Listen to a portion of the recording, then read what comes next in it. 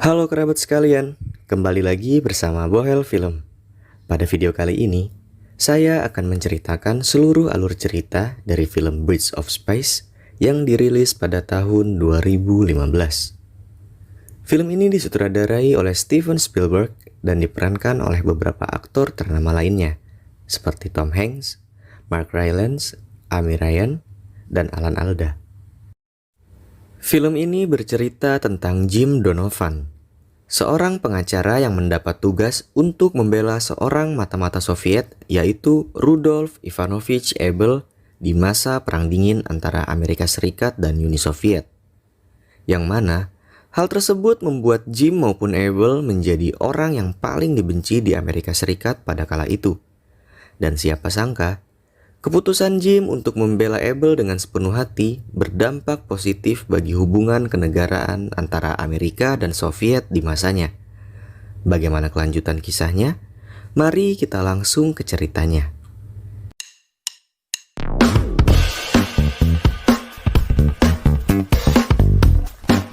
Film dimulai dengan memperlihatkan Rudolf Ivanovich Abel yang sedang diikuti dan akhirnya ditangkap oleh agen CIA karena ia diduga sebagai mata-mata yang dikirim oleh Soviet.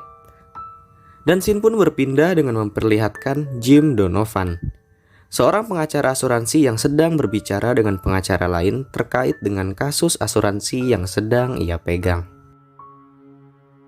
Sesampainya Donovan di firma tempatnya bekerja, ia dihampiri oleh Tom, dan Tom pun mengajaknya ke ruangannya.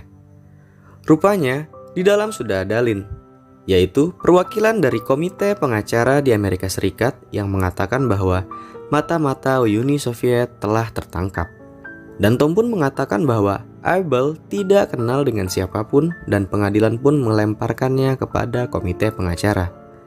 Setelah melakukan pemungutan suara, komite pengacara setuju untuk menunjuk Donovan sebagai pendamping Abel selama di pengadilan. Pada awalnya, Donovan menolak kasus tersebut. Namun Tom dan Lynn pun mengatakan bahwa Donovan hanya perlu membela seperlunya saja. Hal ini untuk menunjukkan pada dunia bahwa meskipun mata-mata Uni Soviet telah tertangkap, mereka tetap mendapatkan pengacara handal untuk membelanya. Dan akhirnya, Donovan pun setuju. Pada saat Donovan sedang di ruangannya, asistennya Doug bertanya apakah dia menerima kasus tersebut atau tidak. Dan Donovan menjawab jika dia menerimanya, maka Doug harus ikut membantunya. Doug pun terlihat senang. Sesampainya di rumah, Donovan membicarakan hal tersebut dengan keluarganya, sembari istrinya menyiapkan makan malam. Istrinya menolak keras dan melarang Donovan mengambil kasus itu. Donovan juga mengatakan bahwa dia masih memikirkannya dan belum mengambil keputusan untuk mengambil kasus tersebut atau tidak. Tiba-tiba, Doug pun datang dengan membawa buku dan berkas yang banyak. Donovan pun menyuruhnya untuk ikut makan malam. Kemudian istri Donovan juga menanyakan apakah Doug datang untuk membantu Donovan mempertimbangkan mengenai kasus tersebut. Dan secara tegas dan penuh semangat, Doug mengatakan bahwa mereka sudah mengambilnya. Seketika Donovan ternganga tanpa bisa berkata apa-apa lagi, dan langsung mulai berdoa untuk mengalihkan pembicaraan. Keesokan harinya, Donovan pun bertemu dengan Abel. Dia juga bertanya apa selama menjalani pemeriksaan, Abel pernah dipukuli. Dan Abel pun mengatakan dia tidak pernah dipukuli. Justru, pemerintah Amerika mengajaknya bekerja sama. Jika dia mau, maka semua tuntutan tentangnya akan dihapus dan dia akan mendapatkan sejumlah uang. Namun, Abel menolaknya dengan tegas. Setelah itu Donovan menjelaskan posisinya sebagai pengacara yang ditunjuk untuk mendampingi Abel. Dan jika Abel setuju, maka dia akan membela Abel selama persidangan. Dan akhirnya, Abel pun menyetujuinya. Scene berpindah dengan memperlihatkan Letnan Francis Gary Powers dan rekan-rekannya yang sedang menjalani sebuah ujian yang nantinya jika lulus mereka akan melakukan misi rahasia, yaitu memata-matai Uni Soviet melalui pesawat dari ketinggian. Setelah semua rangkaian ujian itu selesai, atasannya pun datang dan mengatakan bahwa mereka semua lulus dan mewajibkan mereka semua untuk tidak memberitahu siapapun terkait dengan misi ini. Dan untuk saat ini, mereka semua bekerja di bawah komando dari CIA. Esoknya, terlihat Donovan dan seorang jaksa penuntut sedang melakukan diskusi dengan hakim di ruangannya. Di sana Donovan menjelaskan bahwa penangkapan Abel sebelumnya tidak memenuhi syarat dan karena hal tersebut, maka bukti-bukti yang didapat tidak sah dan dia meminta penundaan jadwal waktu sidang selama 6 minggu. Mendengar hal tersebut, hakim dan jaksa penuntut tadi sedikit kesal dengan mengatakan bahwa cobalah bersikap rasional. Orang yang sedang dibelanya saat ini adalah seorang mata-mata dan bisa saja menimbulkan kehancuran bagi Amerika Serikat. Hakim juga mengatakan bahwa Donovan hanya perlu membelanya dengan layak, bukan harus mati-matian. Saat pulang, Donovan diikuti oleh orang yang tidak dikenal. Rupanya orang tersebut adalah agen Hoffman dari CIA. Kedatangan agen Hoffman bermaksud untuk menanyai informasi terbaru dari Abel kepada Donovan. Donovan yang menjunjung tinggi profesinya tidak mau mengatakan apapun selama dia masih menjadi lawyernya dan dia pun pergi.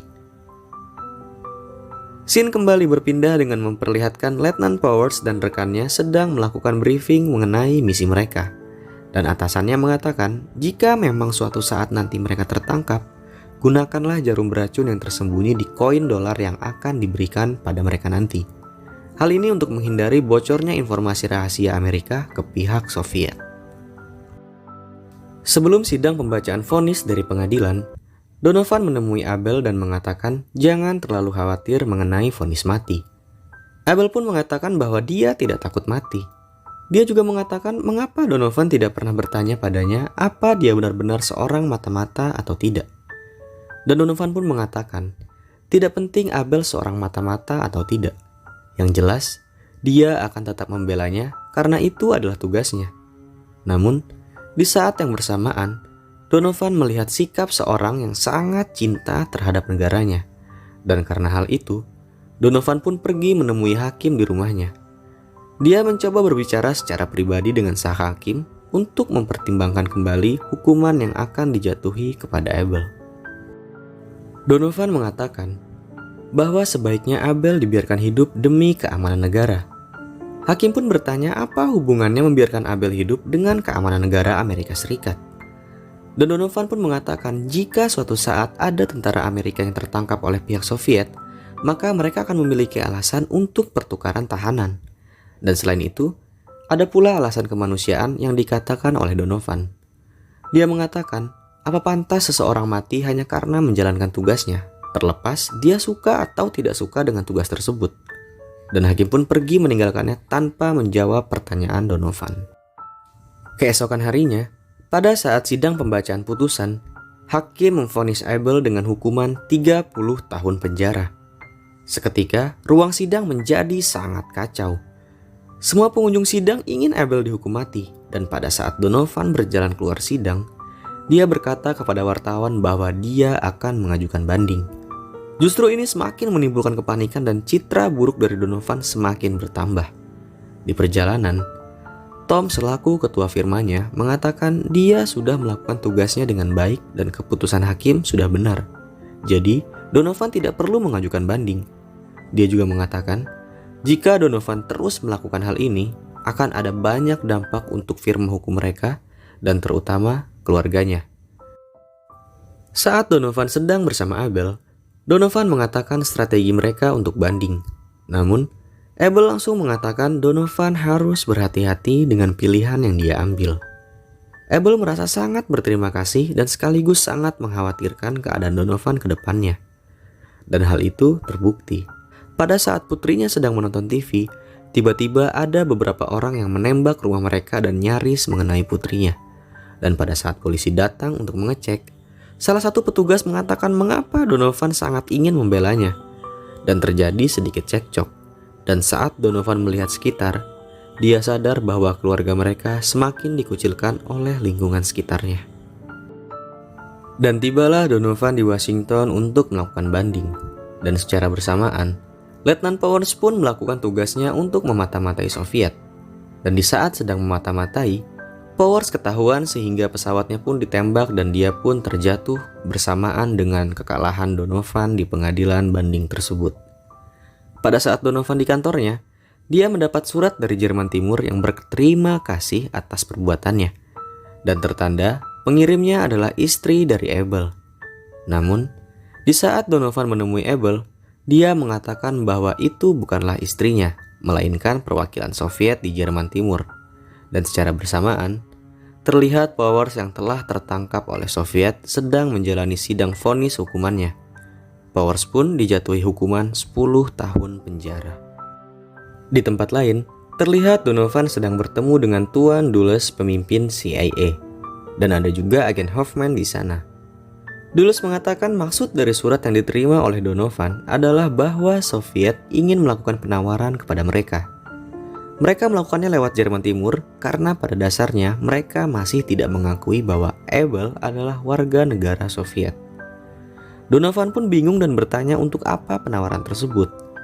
Dan Dulles pun mengatakan bahwa Powers yang bekerja sebagai pilot mata-mata telah tertangkap oleh pihak Soviet, sehingga mereka ingin melakukan pertukaran tahanan antara Powers dan Abel.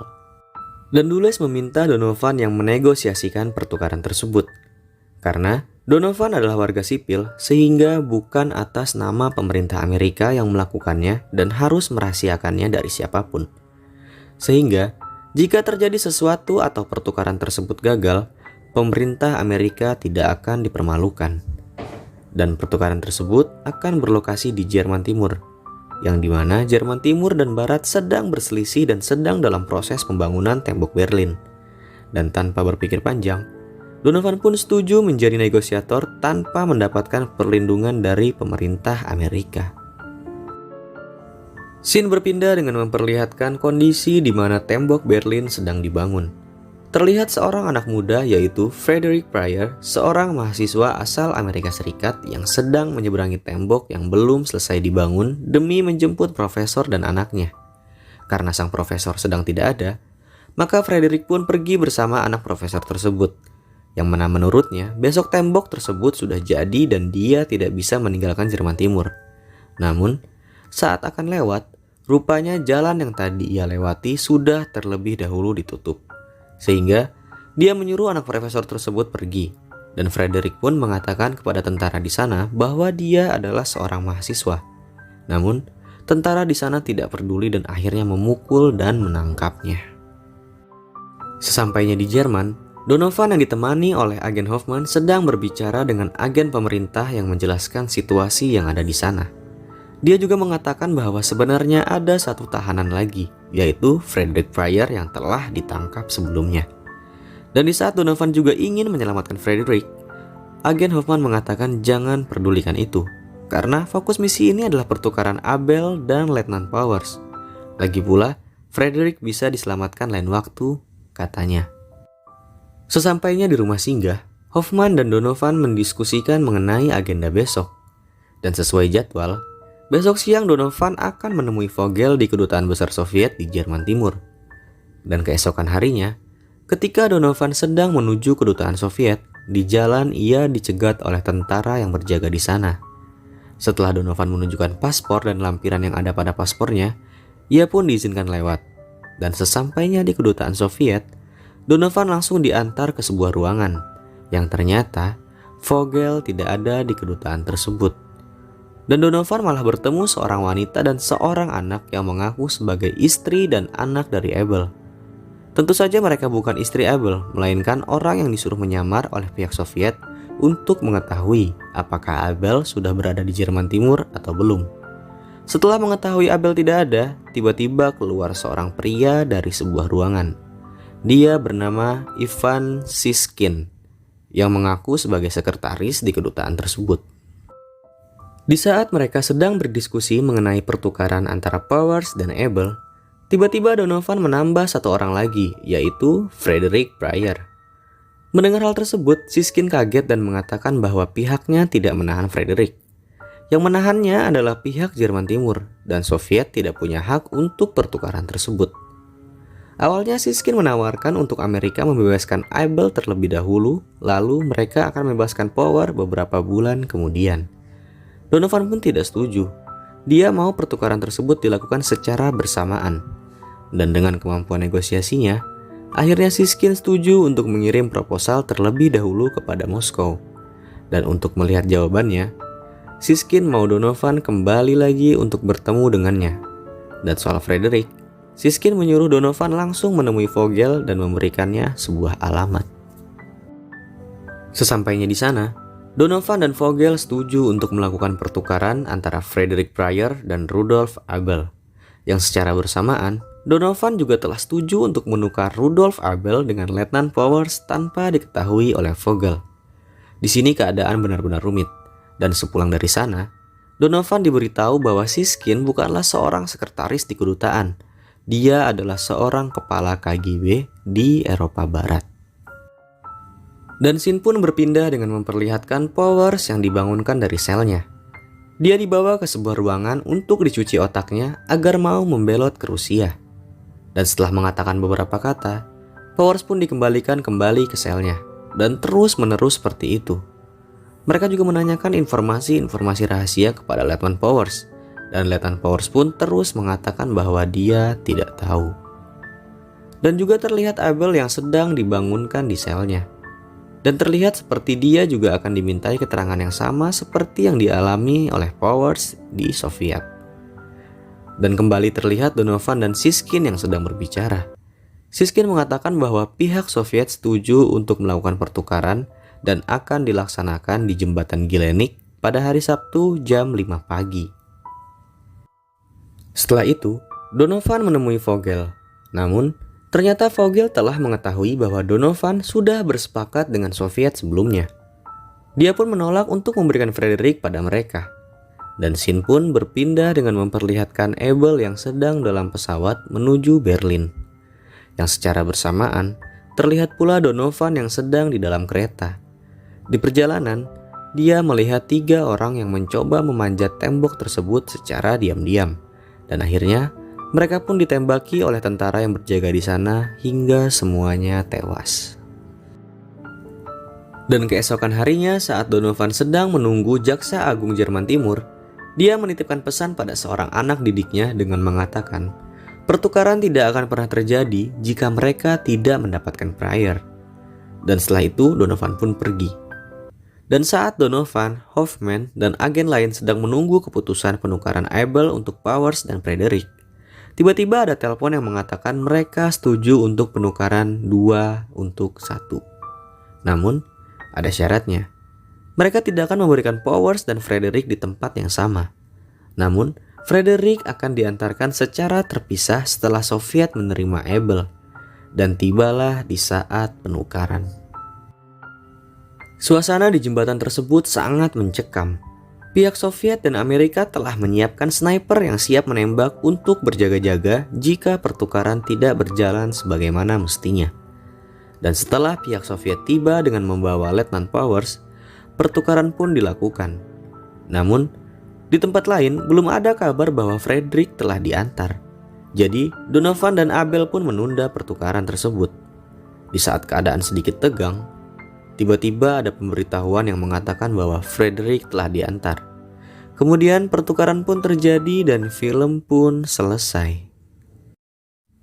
Film ini mengungkap sisi lain dari Perang Dingin yang terjadi antara Soviet dan Amerika Serikat, di mana kita diperlihatkan begitu kompleksnya permasalahan agen mata-mata ini dan ditambah permasalahan dengan pihak Jerman Timur. Meskipun agak lambat, tapi wawasan yang disajikan dalam film ini sangatlah mengedukasi. Baiklah, sekian dulu video kali ini. Saya mohon maaf bila ada kesalahan dan sampai jumpa lagi di video selanjutnya.